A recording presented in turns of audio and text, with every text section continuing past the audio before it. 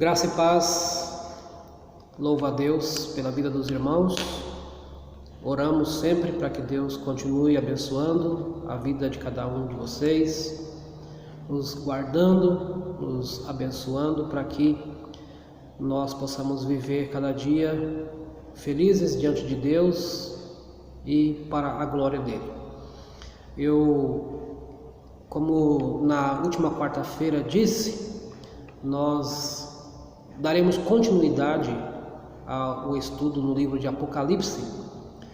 A minha oração é para que Deus nos ajude a entender um pouco das lições tão preciosas que existem nesse livro. E hoje eu gostaria de considerar o segundo bloco desse livro, pois os irmãos devem recordar, os que ouviram o último vídeo, que o livro de Apocalipse ele é escrito em blocos. Ele não é um livro que conta uma história de modo cronológico.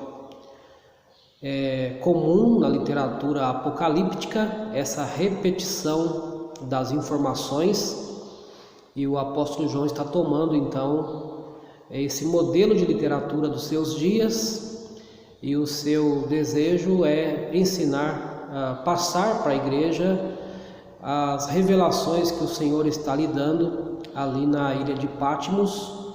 E ele, de maneira cíclica, ele conta uma mesma história por 7 vezes, mas como eu disse também, cada vez que ele reconta essa mesma história, ele acrescenta alguns detalhes. E essa história, meus irmãos, ela abrange um período da primeira vinda de Cristo até a sua segunda vinda. Nas 7 divisões do livro de Apocalipse, cada vez que o apóstolo João vai recontar a história, o seu objetivo é mostrar algum acontecimento entre a primeira vinda e a segunda vinda.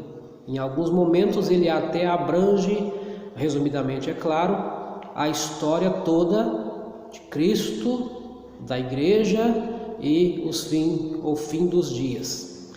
E no primeiro bloco, na quarta-feira passada, nós consideramos os 3 primeiros capítulos que falam que o Senhor tem o controle da igreja nas suas mãos.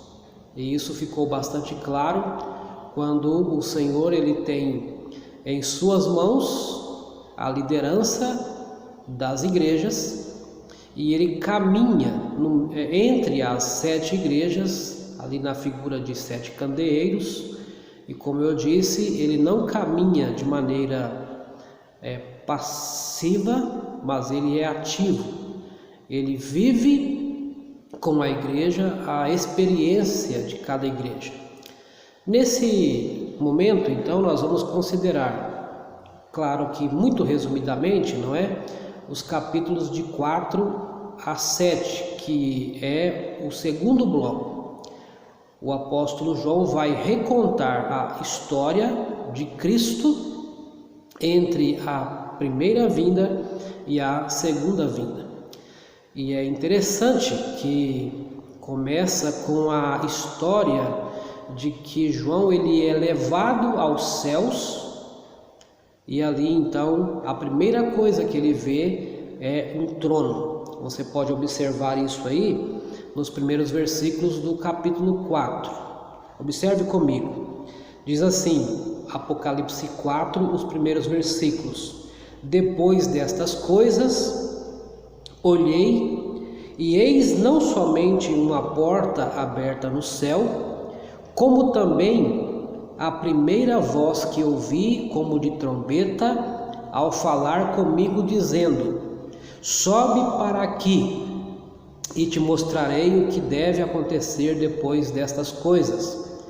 Imediatamente eu me achei em espírito, e eis armado no céu um trono, e no trono alguém sentado.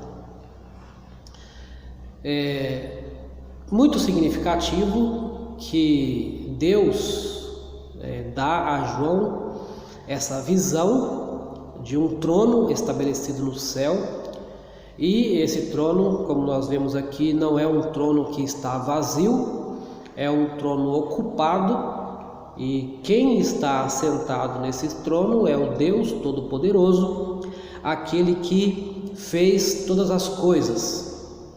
Tanto que no versículo 11, se você observar, você vai ver que honra, glórias, louvor é dado a Deus exatamente pelo fato dele ser o Criador.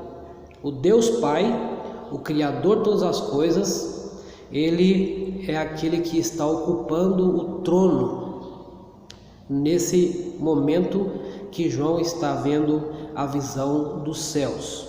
Diz o versículo 11 que eu citei: Tu és digno, Senhor e Deus nosso, de receber a glória, a honra e o poder, porque todas as coisas tu criaste.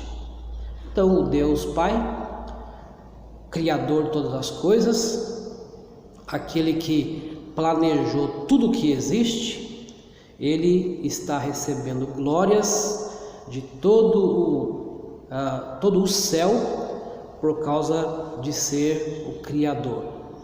E, irmãos, a lição muito óbvia aqui que Deus quer transmitir à igreja é que, apesar da igreja estar sendo perseguida, como estava nos dias de João, não é? João está na ilha de Patmos exatamente porque há uma perseguição contra a igreja. O imperador nos dias de João era o imperador Domiciano, e esse imperador, ele foi muito cruel em perseguir a igreja. Vários deles, não é, foram cruéis, trouxeram à igreja muito sofrimento, e a igreja então, diante desse imperador que a perseguia, ela recebe da parte de Deus a informação de que, apesar de haver um trono ali em Roma, que é o trono que domina todo o mundo daqueles dias, o mundo conhecido daqueles dias, havia um outro trono soberano, e nesse trono é Deus que está assentado. A igreja poderia estar certa de que o mesmo Deus que nos capítulos de 1 a 3 tem o controle da igreja em suas mãos, esse mesmo Deus que está naquele trono cheio de glória, você pode ler aqui o fulgor daquele trono, não é? A sua glória. Esse Deus, ele tem também o controle da história nas suas mãos. Ele tem exatamente o controle da história, tanto a história que já havia passado, quanto a história que acontecia naquele instante, e, obviamente, a história que ainda se daria.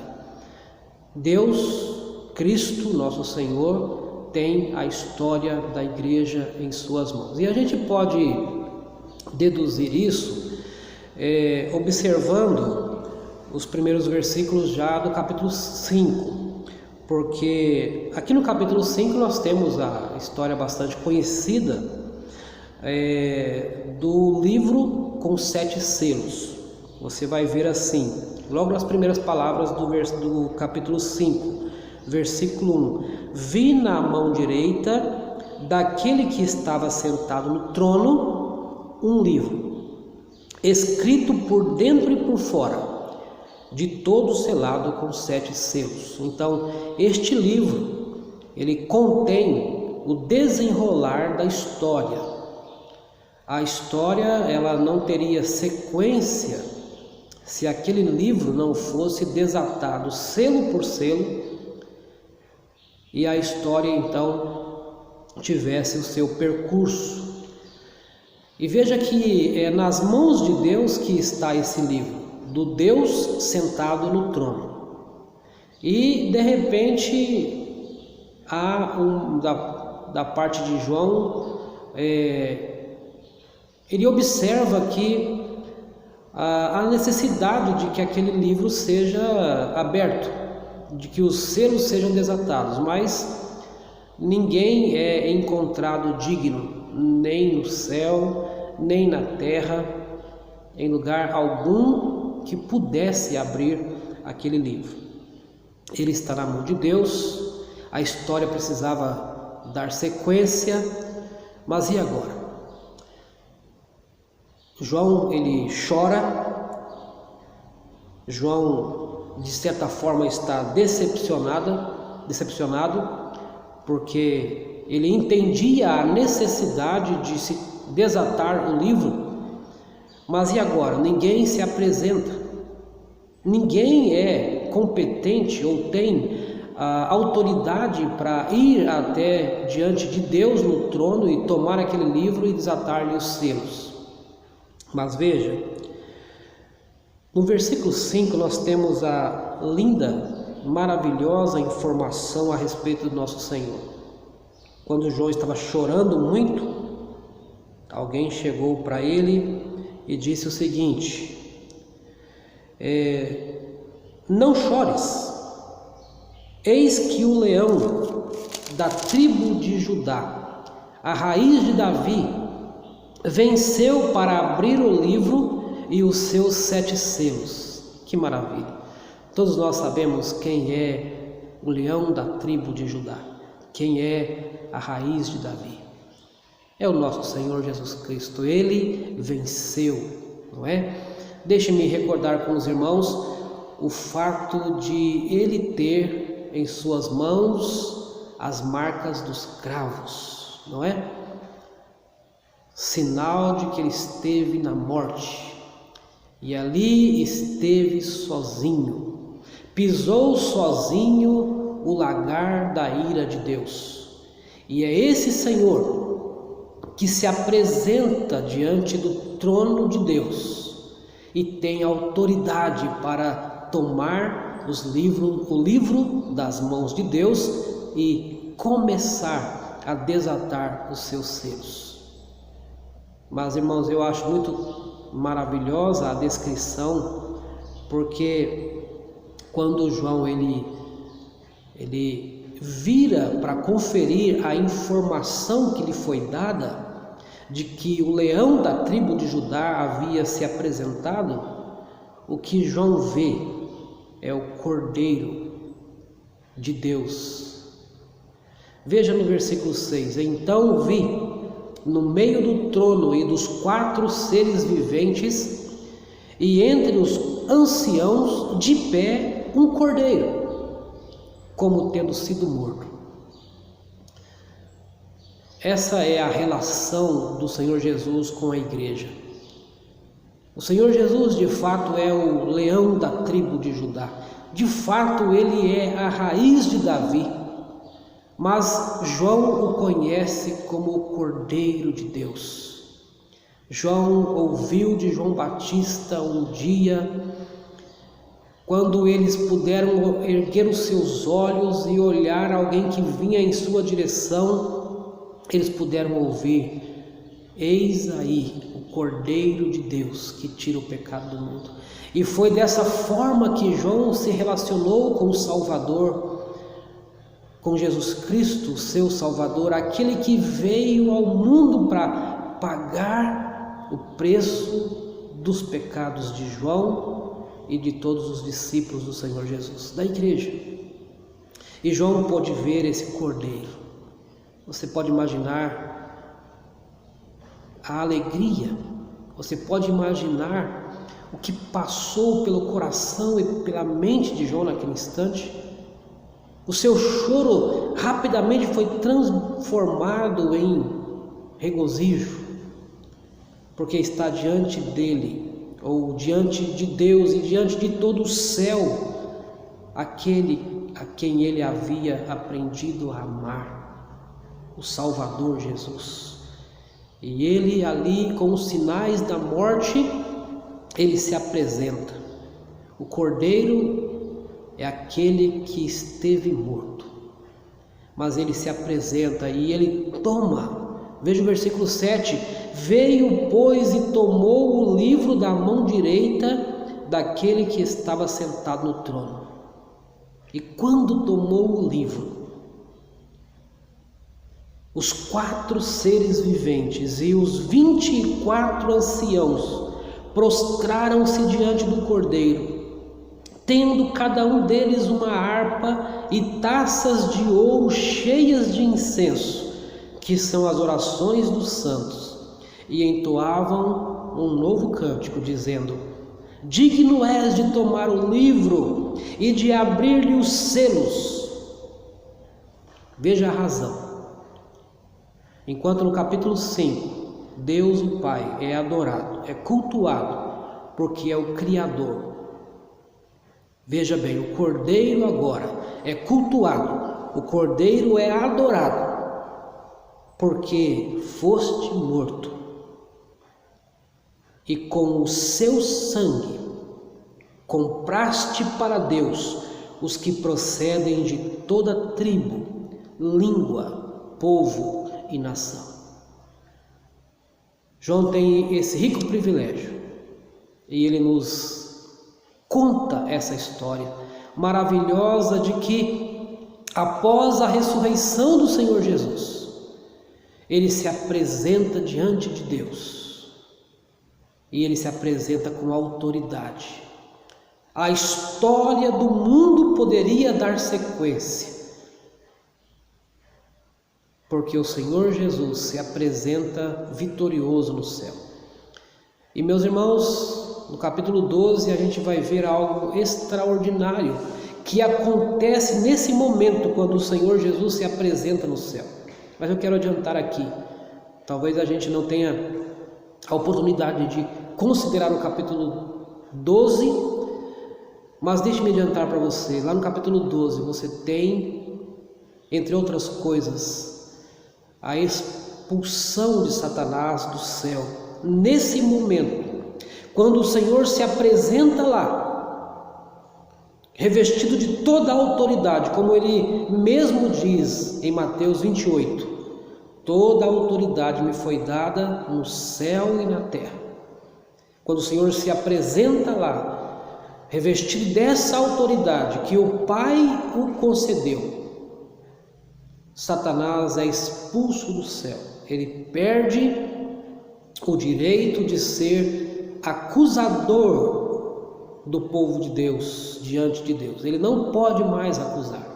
O apóstolo Paulo, em Romanos capítulo 8, faz-nos uma pergunta. Ele pergunta: quem intentará acusação contra os eleitos de Deus? E aí ele mesmo responde: é Deus que os justifica.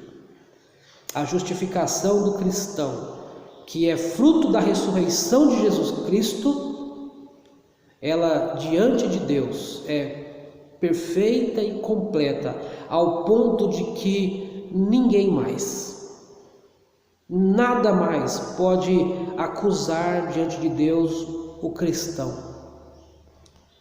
pois Deus tirou de Satanás esse direito. E o Senhor Jesus, então, tomando aquele livro em suas mãos, ele passa a desatar-lhe os selos. E é isso que nós vemos nos capítulos 6 e 7. E você pode perceber que o primeiro acontecimento, o primeiro selo, quando é aberto, você vê que é dada a ordem para um cavalo branco sair. Capítulo 6, versículo 1. Vi quando o Cordeiro abriu um dos 7 selos, e ouvi um dos 4 seres viventes dizendo, como se fosse voz de trovão: vem. É dada uma ordem, e aí um cavalo branco sai. Cremos, meus irmãos, que esse cavalo branco representa Cristo vitorioso por meio do Evangelho, a mensagem do Evangelho, a mensagem de Cristo sendo levado por todo o mundo.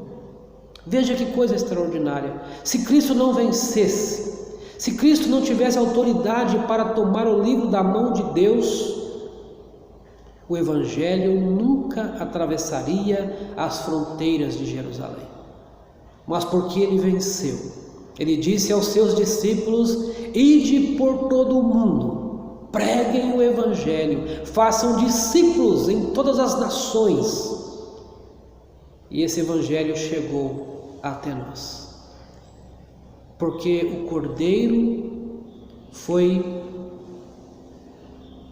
capaz, o Cordeiro se apresentou e com toda a autoridade que lhe foi dada, ele então permitiu este acontecimento. E meus irmãos, é assim, desde os primeiros dias da igreja, o Evangelho onde chega, ele chega triunfante, ele transforma vidas, ele traz mensagem de esperança, ele traz renovo a muitas vidas que, cansadas de viverem o estilo de vida velho, agora eles creem em Cristo e são assim então transformados. Então, o primeiro acontecimento do Senhor ressurreto, quando se apresenta no céu, é dar a ordem de que o Evangelho devesse ser pregado em todo o mundo. Mas deixe-me dizer para você, um segundo selo foi aberto. E você pode ver comigo que este segundo selo é a ordem para um outro cavalo, agora vermelho.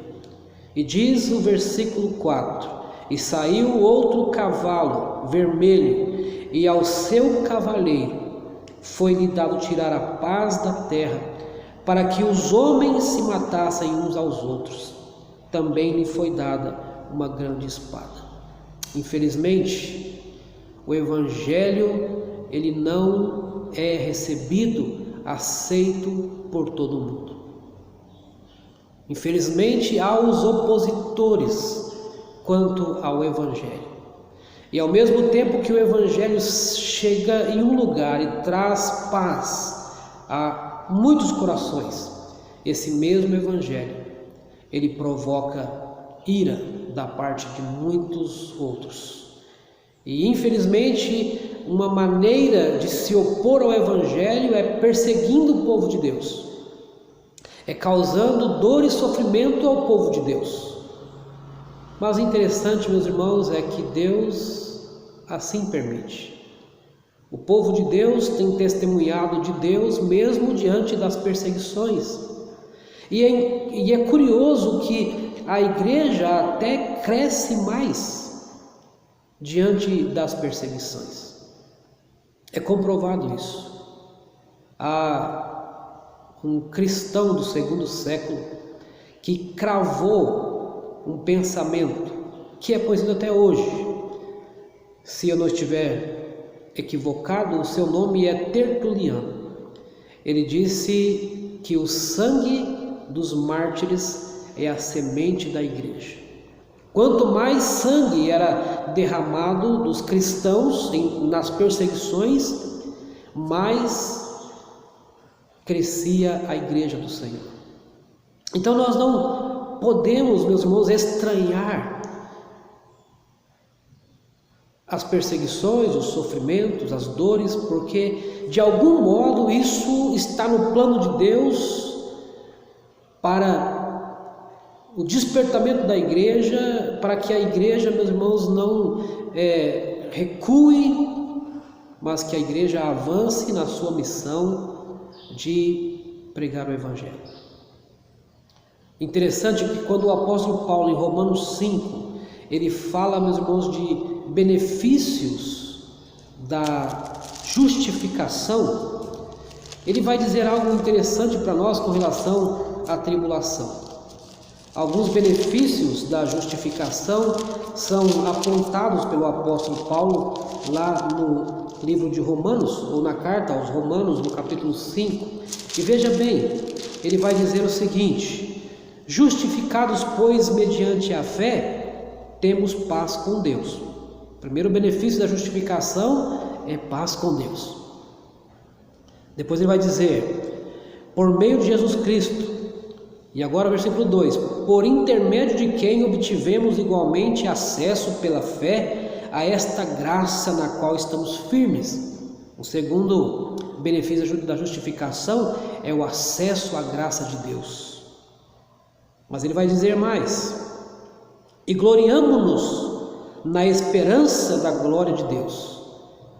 Um terceiro benefício apontado por Paulo aqui é a esperança da glória dada ao cristão. Isso também é fruto da justificação. Mas veja o que ele vai dizer no versículo 3: e não somente isto, tem mais, o que Paulo está dizendo, tem mais.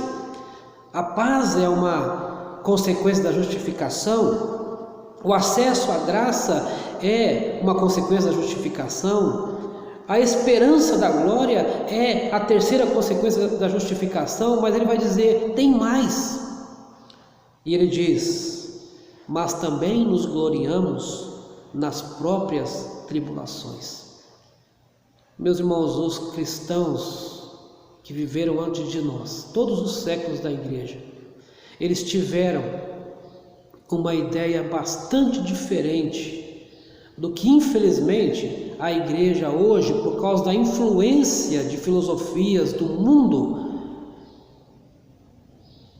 entende a respeito do sofrimento. Nós infelizmente somos aí filhos de muitas filosofias mundanas. Somos influenciados, por exemplo, pela ideia do hedonismo, o prazer acima de tudo, o prazer a qualquer custo. O que importa é ser feliz. Essa é a filosofia do mundo. E a igreja também, ela cai nessa armadilha, infelizmente. O que move a humanidade hoje é a felicidade a qualquer preço. Se eu sou feliz, é o que importa. Por exemplo, se o culto me faz bem, se o culto me faz feliz, não importa o que culto é. Não importa aonde estou assentado. O que importa é eu estar me sentindo bem. Mas essa é uma ideia totalmente estranha aos irmãos do passado. E veja aqui, Paulo dizendo para nós que eles, os crentes dos primeiros séculos, entendiam que depois de Cristo, depois de terem encontrado o Salvador, até as tribulações, ela tinha uma função no corpo de Cristo, uma função na igreja que era para a glória de Deus. É isso que ele está dizendo. Nos gloriamos nas próprias tribulações. E aí ele vai dizer por quê. É claro que não é narcisismo, ou não é aquele sentimento de prazer no sofrimento, não é? Desculpe, me falta agora a expressão para isso, mas não é esse tipo de pensamento, prazer no sofrimento em si, mas é a consciência de que a tribulação, a dificuldade, ela pode levar a alguma coisa, ela pode ter um objetivo. E veja bem, ele vai dizer que a tribulação produz perseverança. Não é ficar na tribulação por ficar, não é sofrer por sofrer, mas é passar pela tribulação mais forte. Aí sim agora temos mais força para perseverar, para continuar no caminho, saímos mais robustos, fortalecidos da tribulação. Esse é o objetivo de Deus com a tribulação na vida do cristão. Eu não tenho dúvida que esse também é um objetivo de Deus nessa pandemia. Fortalecer aqueles que são dele. Julgar os descrentes. Julgar os que não creem nele. Isso é um fato. Mas Deus pode usar isso para fortalecer a igreja. Para que a igreja seja mais perseverante, fiel na vontade de Deus. A perseverança produz experiência. Um irmão que é moldado na tribulação, com certeza o irmão, a irmã é alguém de muita experiência. É alguém que a gente pode sentar e ouvir alegremente. E a experiência produz esperança. Esses são os degraus que, começando com a tribulação, finaliza com a esperança. E a esperança não confunde, diz o apóstolo Paulo, porque o amor de Deus é derramado em nossos corações. Então, meus irmãos, Deus permite o cavalo vermelho e Deus até usa isto. Nada está fora do controle de Deus, até mesmo a dificuldade, a dor, mas no final veremos que Deus usou tudo isso para a concretização do seu plano eterno e perfeito. E quando você então